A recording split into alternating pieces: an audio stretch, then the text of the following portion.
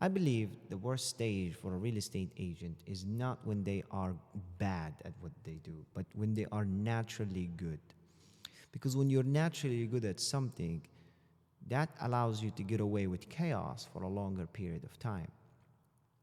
So a lot of agents think that their advantage is their personal skill or their talent. So they look at their memory, their ability to persuade, and they look at their gut feeling and how talented they are basically in this real estate business. And then they model their business around that. And they start looking at their decisions from the lens of their own personal competence. And that is absolutely great in the beginning. So this video is not for an agent that is still at the early stages of their career. I'm talking to people that like tried this through and then they did hit that ceiling where thinking about it from that perspective doesn't help you scale anymore, because you need to make the transition in the way that you look at this from it being a job, a personal job, something that you do, to treating it like a business and finding the right models, the right systems, and the right skills to implement to help you scale.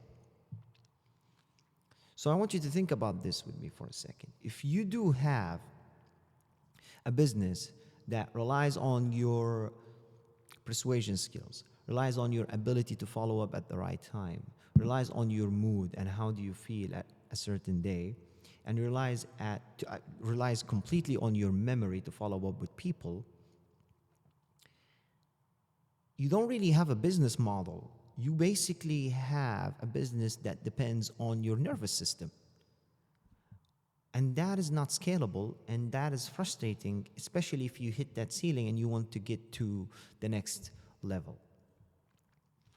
And this is more important for brokers and brokerages owners, because if you have 20 different agents that use different methodologies and different ways to close deals or get leads, then you don't have a model that you could call a business. You literally just have 20 different people's, 20 different personalities doing 20 different things.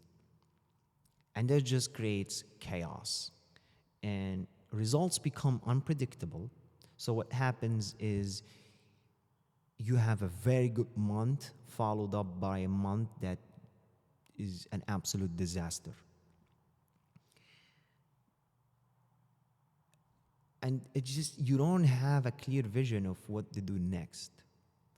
And it's very important to have that idea and implement it in your agents, if you are a broker, that you need to shift their mindset, and they shouldn't think about working with you as their job. They should look at it as a mini business, because if you don't do that, then the business kind of like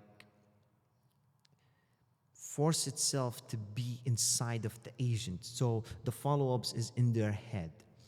The CRM is literally in their phone. And every other small detail become encapsulated within the agent. So you have, if you have 20 agents, you have like kind of 20 small businesses to manage. And that is frustrating. And it doesn't drive good results.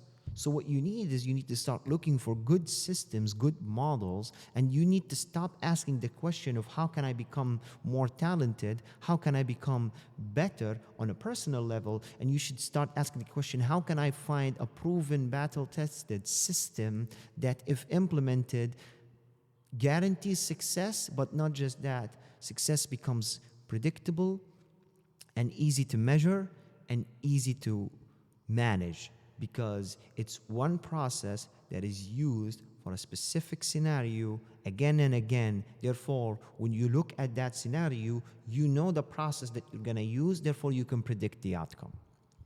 And you can see this with follow-ups, for example. So if you follow up in a different way every time with different people and you use a different message and a different opener line and a different platform, well, you can't really guarantee that this process will work exactly like this process, because they're completely two different things that you're doing.